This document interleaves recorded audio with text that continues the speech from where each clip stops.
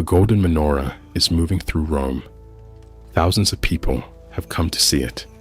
They crowd the streets, fill the balconies, climb onto rooftops. Above them, gold catches the morning light. The object has been carried from Jerusalem. Today, it is part of Rome's greatest spectacle. One day, it will disappear, but no one here knows that yet. It is the summer of AD 71. Before sunrise, the city is already awake. The noise of Rome reaches the Campus Martius long before the sun does. But among the soldiers gathered outside the sacred boundary of the city, there is almost no sound, only footsteps, leather, metal, a weapon shifting against a belt. The 15th Apollinaris Legion is waiting. At the front of one century stands its centurion. He is a provincial, not an Italian. He has served for 15 to 18 years. He has seen Alexandria, Antioch, Caesarea, Jerusalem. He knows what a great city looks like. Rome is the largest city he has ever entered. His armor is polished for the occasion. Mail covers his body. Bronze greaves protect his shins. His sword hangs on the left. His dagger hangs on the right. 9 decorations shine across his chest. In his hand is the vites, the vine staff of a centurion. He has worn these things before, but never like this. Today, every piece of metal has been cleaned until it catches the light. The sun has not risen yet. Torches burn around the soldiers. Beyond them lies Rome. No city wall surrounds it. The centurion notices that immediately. He has spent years taking cities. He is used to looking for gates, towers, defensive lines, places where a road can be blocked. Here, there is nothing. Rome does not look like a city that expects to be attacked. It looks like a city that expects everyone else to come to it. The first light reaches the rooftops. The procession begins. The army does not lead it. The army will come at the end. First come the priests, then officials, then musicians, then the things taken from the defeated city. The procession enters through the triumphal entrance. Vespasian and Titus appear in purple. The crowd erupts. The centurion is far behind them. He does not see the emperor's face. He sees movement ahead. Horses, chariots, purple, gold. The procession stretches farther than he can follow. Rome watches. The first great wave of people fills the streets. At the Circus Flaminius, the crowd becomes even thicker. The space is surrounded by porticos and temples. Nearby stands the theater of Marcellus. People are everywhere. They have come from every part of the city. Some have climbed onto roofs. Others stand shoulder to shoulder in the street. The centurion looks at a 5-story apartment building. Brick, wood, crowded balconies. He has seen buildings like this before. He knows how dangerous they are. Too many people above, too much weight. A collapse can happen without warning. He keeps moving. Above the crowd, the first great displays pass.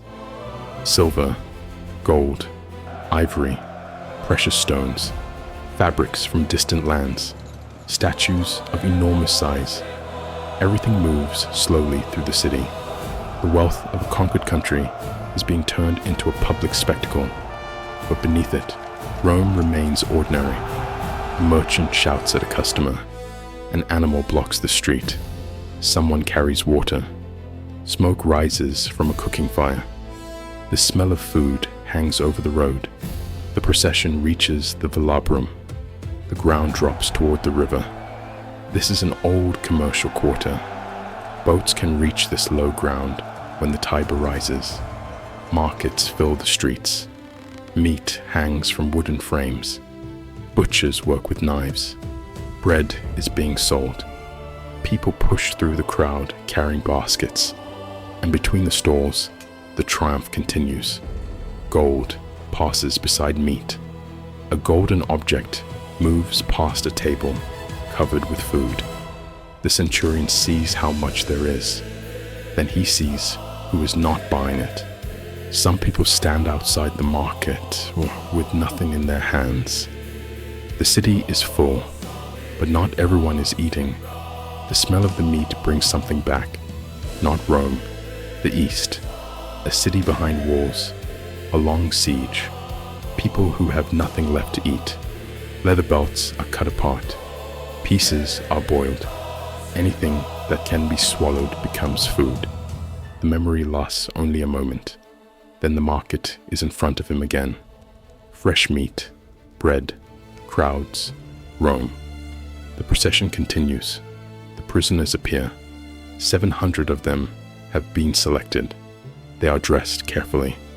Expensive clothing covers bodies that have come through war. The spectacle demands order. The defeated must look worthy of the victory. The crowd watches them pass. Some shout, some laugh, some simply stare. The centurion knows the expression on their faces. He has seen it in other cities. He does not need to know their names. They are being carried through Rome as part of the story of Rome's victory. The procession moves toward the Circus Maximus. Now the city opens. The stands rise around the arena. 250,000 people can gather here. Today, the races are not the main event. The war is. The great platforms arrive. They rise several levels above the ground. They are covered in fabric and gold. On them are scenes from the campaign. Cities are shown burning. Walls collapse. Machines strike fortifications. Rivers appear among scenes of destruction. Each platform tells another part of the war. Each one turns something that happened in the East into something Rome can watch. The centurion looks at one of them. A painted city burns. The image is artificial, but the memory it creates is real. Jerusalem, the smoke, the heat, the wars, the fighting, the moment when a city that had stood for generations was broken. The painted flames move in the wind. Then the memory is gone. The platform continues across the arena. The crowd cheers. The procession leaves the Circus Maximus. The road rises toward the Palatine. The buildings become grander. Imperial residences stand above the streets. Columns and marble surround the route. But construction is everywhere. Rome is constantly rebuilding itself. Stone is being carried. Walls are being raised. Workers move through the spaces between monuments. The centurion sees something that is not there. An empty space. There is no Colosseum. Not yet. The site is still associated with Nero's former lake. The enormous amphitheater that will one day dominate this part of Rome has not been built. For now, there is only construction. The procession continues. The sacred way leads towards the Forum. The heart of the city becomes crowded again. Basilicas stand along the route. Temples rise above the street. The rostra faces the Forum. The Senate House stands nearby. And beneath the Capitol is the Mamertine prison. The subject of the day changes without anyone announcing it. This is no longer only about wealth. It is about power and about what happens to those who lose. The procession slows. The treasures from the Temple of Jerusalem approach. A golden table, the menorah, the scroll of the law. The golden menorah rises above the people. 7 branches, 7 flames. The crowd looks upward. For a moment, the entire spectacle seems to narrow to one object. This is what Rome has brought home. The centurion sees it from behind the procession. He does not touch it. He does not approach it. He only watches it move farther ahead. Then the procession stops. Seaman Bar Giora is brought forward. He is one of the leaders of the resistance in Jerusalem. He was captured after the fall of the city. Now he is brought before Rome. The crowd waits. The punishment is carried out. Then the procession moves again. The pause is over. The priests continue. The animals continue. The chariots continue. The soldiers follow. The road climbs towards the capital. And there, the centurion sees something that feels strangely familiar.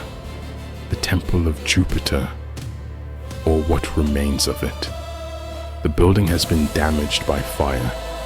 The civil war that tore Rome apart reached this place. Romans fought Romans here. Now Vespasian is rebuilding the temple. Scaffolding rises around the damaged structure. New stone stands beside the remains of the old. The centurion knows the site, a sacred building damaged by war, a place that will have to be rebuilt. The memory is brief. Another temple, another city, another destruction, Jerusalem.